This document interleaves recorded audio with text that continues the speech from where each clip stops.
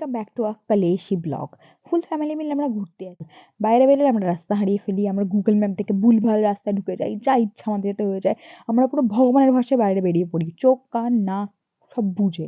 আমরা বাইরে বেরোলে ব্রেন খাটাই না, ব্যাস ব্রেন খাটালে বাড়িতে, বাড়িতে আমরা বুদ্ধি খাটাবো, বাড়িতে আমরা প্ল্যানিং প্লটিং করবো। বাইরে বেরোলে ব্রেন ট্রেন বন্ধ। হা হা হা। এটা হচ্ছে আমার মা, আর এটা হচ্ছে আমার বাবা, এটা ভাই, ওটা বাবা। তারপর আমরা 4 জন মিলে বেরিয়ে পড়লাম ঘুরতে। না মজা করছি, মানে মজা তো আমার জীবনটাই, যাই হোক সেটা বড় কথা না। প্রথমে আমরা অনেকগুলো চিপস টিপস খেয়ে নিলাম, চিপস টিপস খাওয়ার পর সেগুলো কাগজগুলো ব্যাগে ভরে নিলাম। কিন্তু আমরা গেছিলাম গোলবাড়ি কষা মাংস খেতে, মানে বাড়ি থেকে এতটা দূরে কষ্ট করে ট্রেন মেট্রো হেনা তেনা যা ইচ্ছা যানবাহন চেঞ্জ করে আমরা গেছি খেতে, মানে কেন? কিন্তু যাই হোক আমাদের খুব ভালো লেগেছে, খুব ফুর্তি মনে। যাই হোক আমরা মেট্রো থেকে বেরিয়ে পড়লাম, বেরিয়ে পড়ে আমরা যাচ্ছি গোলবাড়ির দিকে। এবার হ্যাঁ, গোলবাড়ির দিকে যাওয়ার পথে আমি বলে রাখি, বাবা তখনও আসেনি। বাবা বললো যে তোরা একটু ঘুরতে লাগ শ্যামবাজারটা, তারপর আমি যাচ্ছি, কারণ আমার অফিসে কিছু কাজ আছে। বাবা অফিসে কাজ করছে, তাহলে আমরা ভাবলাম ঠিক আছে, আমরা এখন ছাড়া গরু, আমরা এখন পুরোপুরি ঘুরে বেড়াই, অনেকগুলো ফটো তুলি। আমরা অনেক ফটো তুলেছি, অনেক ঘোরাঘুরি করেছি, টুং টুং টুং টুং, এখান ওখান এখান ওখান। কিন্তু এর ফলে আমরা কি হয়েছে, আমরা উল্টো দিকে হেঁটেছি। এবার আমাদের ফিরতে হতো অন্য উল্টো দিকে, মানে গোলবাড়িটার পুরো অপোজিট দিকে আমরা হাঁটছিলাম। এবার আমি গুগল ম্যাপটা অন করলাম, তারপর আমি ভাবলাম যে আমাদের মধ্যে যেহেতু আমার ভাইয়া অনেকটাই বোঝে, ওকে আমরা ফোনটা দিয়ে দিই, আর ওই আমাদের ম্যাপ দেখে পৌঁছাবে। 6 মিনিটের রাস্তা ছিল, বেশি না। ওকে আমি ম্যাপটা ধরালাম, দিয়ে বললাম যে তুই নিয়ে যেতে পারবি তো? বললো হ্যাঁ হ্যাঁ। তারপরে ও কি করলো, একটা ভুল রাস্তা আমাদের ঢুকে দিল। আমরা ভুল রাস্তা দিয়ে অনেকক্ষণ হাঁটছি। তারপরে দেখি কিছুতেই গন্তব্যে পৌঁছাতে পারছি না, কিছুতেই পারছি না। তারপরে আমি ওর হাত থেকে ফোনটা নিয়ে নিলাম, আমি বললাম যে ঠিক আছে তুই ফোনটা আমাকে দে, তুই হাঁট। তারপরে আমরা ঠিকঠাক রাস্তা ধরে পৌঁছে গেলাম গোলবাড়িতে। তাদের রাস্তায় অনেকটা বেশি হাঁটা হয়ে গেছিল, কিন্তু এটা তো কোনো ব্যাপারই না, কোনো ব্যাপার না। আর এখন আমার পাড়ার কুকুরগুলো একটু অশান্তি করছে, ওদের একটু ফ্যামিলি ডিসপিউট চলছে, কে কার পাড়ায় চলে এসছে এই নিয়ে, ওই জন্য কুকুরগুলো চিল্লামিল্লি করছে। যাই হোক, আমি রেকর্ডিং করার সময় ওদের ফ্যামিলির যত ডিসপিউটটা মেটাতে চলে আসে। কি বলি গাইস, কি বলি। তারপরে আমরা দোকানে ঢুকলাম, দোকানটা খুব ছোট্ট, একদমই প্রচন্ড গুটকু, কিন্তু হ্যাঁ নাম আছে বিশাল। মটন আমি খাই না, ভাই খায়, বাবা খায়, মা খায়, মানে ওরা 3জনেই খায়। ওরাও 2জন মিলে বললো যে তুই কি খাবি, আর আমরা বিরিয়ানি খাবো। তো ভাই আর বাবা বললো আমরা বিরিয়ানি খাবো, কিন্তু মা বললো না আমি মটন কষা খাবো আর পরোটা খাবো, যেটা এখানকার স্পেশালিটি। তো মা ভালোভাবে বেঁচে গেছে, কারণ ওটাই ওখানকার স্পেশালিটি, খেতেও খুবই ভালো। ওখানকার মটন আমি খাই না, তারপরেও খেয়ে ফেলছি। কিন্তু বিরিয়ানিটা জঘন্য বাজছিল, হয়তো ওদের কাছে স্পেশালিটি ছিল না, ওরা বলতে পারতো। টাকাগুলো খরচা হয়ে গেল, আর ভালো খাবার পেলাম, মানে কাঁদা বটেই, কারণ আমি সকালবেলা ঘুম থেকে উঠে ভালো একটা খাবারই খেতে গেছি। আমি যদি ওখানে গিয়ে ভালো খাবার না পাই, আমি কেন কাঁদবো না? এবার আমার খাবারটাও দিয়ে যাচ্ছিল না। খাবারটাকে প্রে করে ডাক। তখন আমার যে পরিমাণ খিদে পেয়েছিল, আমাকে জ্যান্ত মুরগি দিয়ে গেলে আমি খেয়ে ফেলতাম। এটা তো মুরগি দিয়ে তৈরি বিরিয়ানি, কেন খেতে পারবো না? কেন খেতে পারবো না? তো গপ গপ করে যতটা পেরেছিলাম খেয়েছিলাম। হ্যাঁ, পুরোটা আমি খেতে পারিনি, অতটা খাবার আমার পক্ষে সম্ভব না খাওয়া। কিন্তু মা জিতে গেছিল, মায়ের মাটনটা কি খেতে ছিল! আমার মতো মানুষ যে মাটন খেতে পারে না, মটন গন্ধ লাগে, সেই পর্যন্ত মানুষও খেয়ে ফেলছে মাটনটা। আসলে যেটা অন্যের কাছে সেটাই ভালো লাগে, মা যেটা বলে ঠিকই বলে। মায়ের পাতা ছিল বলেই ভালো লাগছিল, নিজে যদি এখন মাটন অর্ডার করতাম সেই গন্ধ লাগলেও খেতে পারতাম না। আর কি বলি।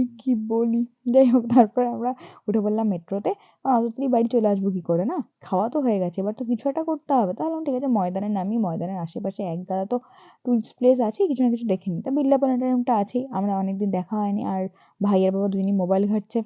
এখন গার্জিয়ানরাই ঠিক হচ্ছে না, তো বাচ্চারা কি করে ঠিক হবে? বাবা মোবাইল রাখো। তো আমি আর বাবা চলে গেলাম চলন্ত সিঁড়িতে, আর মা আর ভাই হেঁটে হেঁটে, মানে ওরা বিরাট ফিটনেস এনথুজিয়াস্ট, মানে বিরাট। তারপর আমরা হাঁটতে পৌঁছে যাচ্ছিলাম রাস্তার মধ্যে, মানে হাঁটতে হয় ময়দান থেকে নেমে, তোমাকে অনেকটাই হাঁটতে হবে। কোনোদিন যদি কলকাতায় গিয়ে বলো না আমি হাঁটতে পারি না, আমার পায়ে ব্যথা, তাহলে হবে না বাবু, তাহলে হবে না। কলকাতায় গেলে হাঁটতে হবে, হেঁটে কলকাতা দেখার মজা আছে। আসো।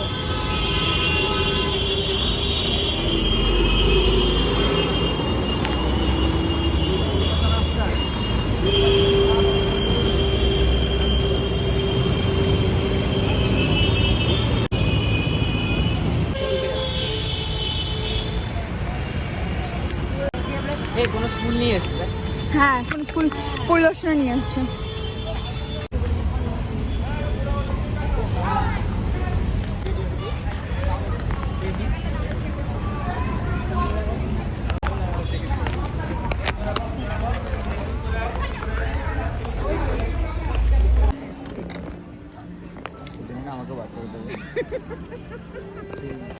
যে জিনিসগুলো বারণ করে সেগুলো করতে বেশ ভালো লাগে না, পৈশাচিক তৃপ্তি লাগে না।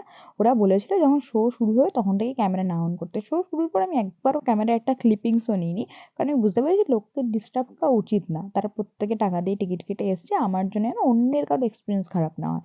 বাকি যখন লাইট জ্বলছে, শো চলছে না, আমি ক্যামেরা যদি বারও করে ফেলি, আমি যখন নাচও করি, প্রবলেমটা কি? আমাকে বোঝাও প্রবলেমটা কি? আমাকে বুঝিয়ে দাও, আমি আর করছি না। কিরকম টাইপের অ্যারোগেন্স টাইপের! আমাকে যদি কেউ একটা অ্যারোগেন্টলি বলে দেয় এটা করতে নেই, আমার ওটা ভিতর থেকে চলে আসে, ওটা করতেই হবে। আমাকে লজিক দাও, then I will understand. Logic ছাড়া হবে না। মানে কালেশি ফ্যামিলি, কালেশি চাইল্ড। যাই হোক, ওই রুমটা বেশ ভালো ছিল। ওই রুমটায় না প্রত্যেকটা জায়গায় তোমার মানে প্রত্যেকটা গ্রহে নক্ষত্রে তোমার কতটা ওয়েট হবে সেটা ওখানে বলে দিচ্ছিল। আমি প্রথমে ওয়েট করিনি, আমি দেখিও নি, খেয়ালও করিনি, আমি জাস্ট দেখলাম রুমটা আচ্ছা সুন্দর, বেরিয়ে গেলাম। তারপরে তারপরে আমার বাবা দেখেছে রুমটাকে, দিয়ে আমাকে বললো যে ওই রুমটায় গেছিলি, তোর ওয়েট মেপেছি? আমি বলছি না তো, মাপিনি তো। তারপর আমি বেরিয়ে যাওয়ার পর আমার বাবা আমাকে টানতে টানতে টানতে টানতে ওই রুমটা অব্দি নিয়ে এসছে, নিজের ওয়েট মাপবি। তারপর আমি নিজের ওয়েটটা মাপলাম যে অনেকটাই ধরতির বোঝ, আমি ধরতির বোঝ হয়ে যাচ্ছি। তারপর ভাইয়াও মাপলো নিজের ওয়েটটা, মাও মাপলো নিজের ওয়েটটা। যাই হোক, আমি নিজের ওয়েটটা এতটাই ফ্লন্ট করছিলাম, জুম করে, হ্যানা করে, ত্যানা করে। আর প্রত্যেকটা গ্রহে আমার কতটা ওয়েট সেটা ওখানে দেখা যাচ্ছে। প্রত্যেকে তোমরা গেলেও এটা এক্সপিরিয়েন্স করতে পারো, ফ্রি, কোনো টিকিট উইকেট নাই। ওখানে জাস্ট এই বিল্ডিং প্ল্যানেটোরিয়ামে ঢুকলেই তুমি ওটাকেও অ্যাক্সেস করতেই পারো। তারপর আমরা চলে যাচ্ছিলাম পাশের চার্চটায়। তো বাইরে একটা লোক করছিল জুস পিলো, মাসাম্বিকা। তো আমরা নিজে রেজিস্ট করতে পারিনি। তো আমরা একটা জুস কিনে নিয়ে খেয়ে নিয়েছি। এই যে আমার টুঙ্কু বুঙ্কু একটা ব্যাগ, যেখান থেকে আমি টিকিটটা কেটে নিলাম, 10 টাকা করে টিকিট নিয়েছে প্রত্যেকের মাথা পিছু। তো 4টে টিকিট আমি কেটে নিয়ে এবার চার্চের ভিতরে ঢোকার পালা। চার্চটা বেশ সুন্দর, চারিদিকে ঘোরার মতো, একটু ঘুরে টুরে দেখবে আর একটা ফটো ফটো তুলে নেবে, ব্যাস। তার থেকে বেশি সময় তো আমরা ওখানে ছিলাম না। তারপর আমরা ওখানে বেরিয়ে পড়ে ভাবছিলাম যে কোথায় যাওয়া যায়, গড়ের মাঠে যাওয়া যায় না ভিক্টোরিয়া মেমোরিয়াল হলে যাওয়া যায়। ভিক্টোরিয়া মেমোরিয়াল এতবার দেখেছি, ওটা তো মানে পুরো মুখস্থ হয়ে গেছে যে এই দরজা এখানে ছিল। হয়তো ভিক্টোরিয়া নিজেও অতবার ওখানে আর যাননি, আমি অতবার চলে গেছি ভিক্টোরিয়া মেমোরিয়াল হলে। ছোটবেলায় শীত হলেই বাবা একবার না একবার ভিক্টোরিয়া মেমোরিয়াল হলে নিয়ে যেত। মুখস্থ হয়ে গেছে না, এখন কি করবো, হাঁটতে যেতে ভালো লাগে না এক জায়গায়।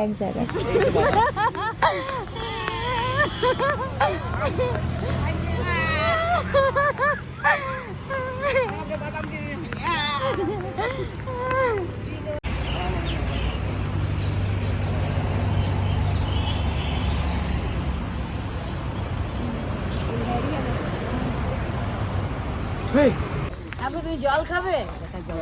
তুই জল খাবে?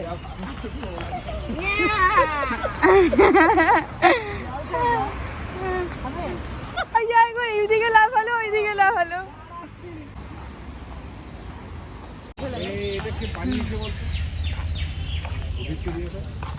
ওই তো হাট।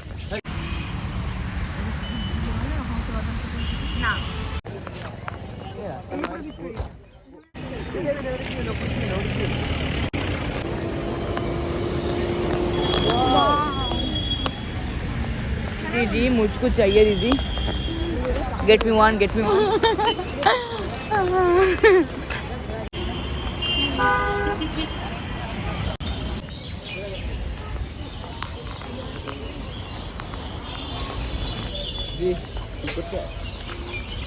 লাল বলে মারতে হবে যদি লোকের মনে যায় মানুষটা আসে। Wish wish. মানে কতগুলো চুপনে লাগা হুঁ সব করে। দেখ ফোনে ঠিক আছে? ফোন ঠিক আছে, নোংরা লেগে থাকবে। ওটা মা ক্যাং ক্যাং ক্যাং কে ভালো লাগে। আমার তুমি ছোটবেলা এরকম বলিস না মাকে। সুখী হও, সুখী।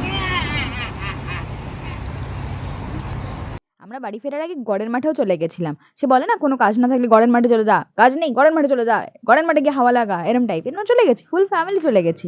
ওখানে খোলা আকাশ, বিরাট মাঠ, অনেক কাপুল, অনেক কিছুই ছিল। আমরা হেঁটে হেঁটে অনেকটাই মাঠটা ঘুরেছি। আমার বাবার তো অতটাও ইচ্ছে ছিল না, আমি আর মা অনেক ফোর্স করে করে বাবা আর ভাইকে হাঁটিয়েছি মোটামুটি গড়ের মাঠটা। বেশ সুন্দর জায়গা একদম, মানে তোমরা ওয়েডিং ফটোগ্রাফি হ্যানা ত্যানা যে কোনো কাজে যেতে পারো, প্রেম করলেও যেতে পারো, খুব সুন্দর জায়গাটা। আমার ফ্যামিলিটা কালেশি হতে পারে, আমরা ক্যাচাল করতে পারি, মানে এটা নর্মাল গো। বিশ্বাস করো যখন লাইফে খুব সান্নাটা চলে আসবে না, কেউ কথা বলার নেই, ঝগড়া করারও লোক নেই, তখন লাইফটা খারাপ মনে হবে। যতদিন এইসব মানুষ আছে, ঝগড়া করছে, ক্যাচাল করছে, অশান্তি আছে, প্রবলেম আছে, ততদিন তুমি বেঁচে আছো। না থাকলে তো সব ঠিক না, মানে এটা মেকআপ দেওয়া হচ্ছে। এতক্ষণ ওদের নামে এসব বলে। বাট খুব ভালো গো, আমার ফ্যামিলির সাথে আমার দিনগুলো মানে ঘুরতে যেতে প্রচণ্ড ভালো লাগে, সেগুলোকে রেকর্ড করতে খুব ভালো লাগে। ভাবলাম যে এইভাবে একটা ডকুমেন্টারি রয়ে গেল, আমরা কীভাবে গিয়ে কীভাবে মজা করেছিলাম সেদিন দিনটা, কীভাবে অশান্তি করেছিলাম, ভুলভাল রাস্তায় ঢুকে গেছিলাম। এইভাবে দিনটা শেষ হয়ে গেল।